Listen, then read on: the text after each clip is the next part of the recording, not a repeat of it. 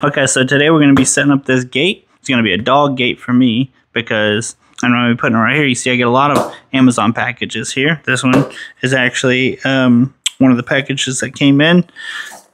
Brand sent me this to do a video on. It's perfect because I can put me a gate across here whenever I go to answer the door or pick up the Amazon packages, and I don't have to worry about the dogs running out. So that's what we're going to do today. Okay, so the first thing we're going to do to install these things is go ahead and measure where we want to put the first bracket. And I'm going to go down with it to about here and put them in this little corner right here to hide them.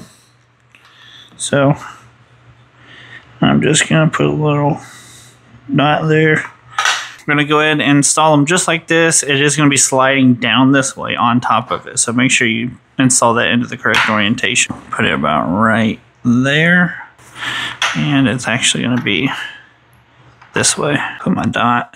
Now, put this in.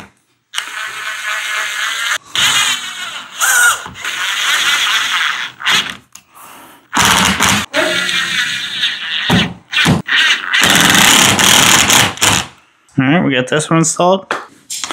Alright, installing number 2 now. Okay, those 2 are installed. Now, all we gotta do, got that one in.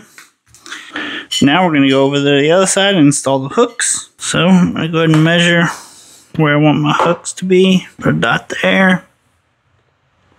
Dot down at the bottom. Okay, so that's it. 8 screws total. And see, we're just going to hook it top and the bottom just like that. Now, my dogs won't be able to run out the door anymore whenever I go to answer it. You know, get some packages from outside and grab all this. I can keep my dogs in there. Don't have to worry about them running out the door.